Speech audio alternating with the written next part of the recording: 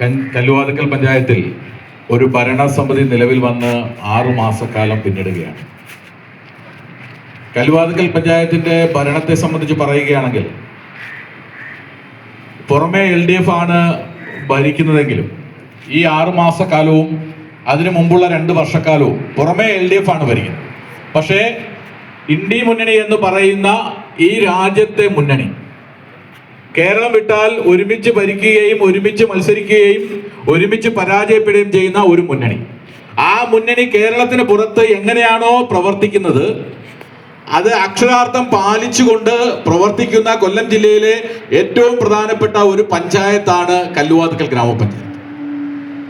ആ കല്ലുവാതുക്കൽ ഗ്രാമപഞ്ചായത്തിന്റെ ഭരണത്തെ സംബന്ധിച്ച് സൂചിപ്പിക്കുക. അവിടെ പറഞ്ഞു കഴിഞ്ഞ 2.5 വർഷക്കാലം ഭാരതീയ ജനതാ പാർട്ടി ഭരിച്ചിരുന്ന പഞ്ചായത്ത്. ആ ഭാരതീയ ജനതാ പാർട്ടി ഭരണത്തിലേറിയ നാൾ മുതൽ ഒരുപക്ഷെ നിങ്ങൾക്കറിയാം പാർട്ടിയാണ് പഞ്ചായത്ത് ഭരിക്കുന്നത്. പക്ഷേ ഇവിടുത്തെ ബ്ലോക്ക് പഞ്ചായത്ത് പ്രസിഡന്റും ബ്ലോക്ക് പഞ്ചായത്ത് ഭരണസമിതിയും ജില്ലാ പഞ്ചായത്തും MLA അടക്കമുള്ള മുഴുവൻ ഭരണ സംവിധാനവും നിയമസഭ അടക്കം മുഴുവൻ ഭരണ സംവിധാനവും LDF-ൻ്റെതായി. അതുകൊണ്ട് തന്നെ ഞങ്ങൾ ഒരടി മുന്നോട്ട് പോകുമ്പോൾ ഞങ്ങളെ 4 അടി പിറകോട്ട് പിടിക്കുന്ന രീതിയിലുള്ള സമീപനമായിരുന്നു ഈ 2 മുന്നണികളും ചേർന്നെടുത്തിട്ടുള്ളത്. ഏറ്റവും അവസാനം പരസ്യമായി തന്നെ ഭാരതീയ ജനതാ പാർട്ടിയുടെ ഗ്രാമപഞ്ചായത്ത് പ്രസിഡന്റിനെ പുറത്താക്കുന്ന കാര്യത്തിൽ 2 മുന്നണികളും ഒരുമിച്ച് ചേർന്ന് വോട്ട് ചെയ്ത് ഞങ്ങളുടെ ഭരണം അവസാനിപ്പിച്ചു.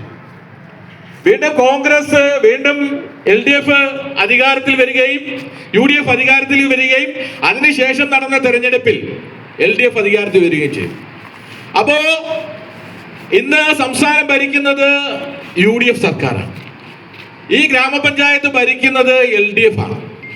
ആ ഭരണത്തിന്റെ നാൾ മുതൽ ഇവിടെ സൂചിപ്പിച്ചു ഒരു വിജയന്റെ സംബന്ധിച്ച് അല്ലെങ്കിൽ വിജയന്റെ അഴിമതികളെ സംബന്ധിച്ച് നിരവധി കാലങ്ങളായിട്ടുള്ള നിരവധി പരാതികൾ ഇവിടെ ഉണ്ട്.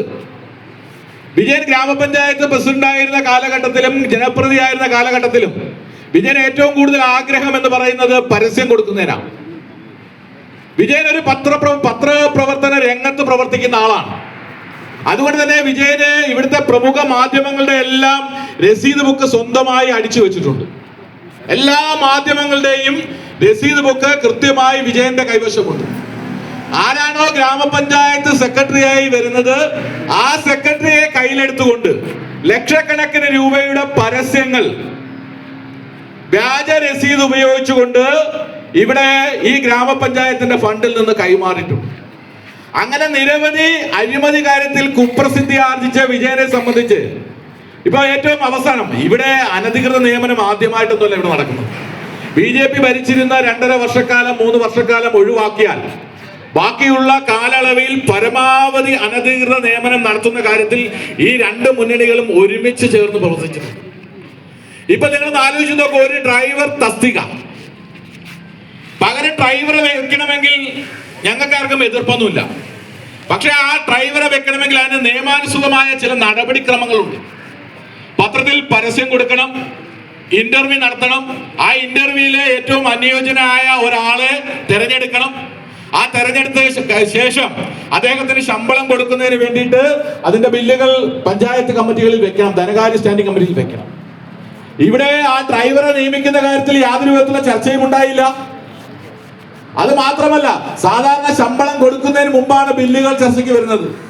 ഇവിടെ ഒരു പ്രത്യേക വിചിത്രപരമായിട്ടുള്ള ഒരു സംഭവം എന്ന് പറയുന്നത് അയാൾക്ക് ആ DYFI-കാരനായിട്ടുള്ള നേതാവിന് ഒരു DYFI-കാരനെ ജോലിക്കാരനാക്കി വെക്കാൻ വേണ്ടി മാത്രം നിലവിലുണ്ടായിരുന്ന സർക്കാർ ഉദ്യോഗസ്ഥനെ അവധിയിൽ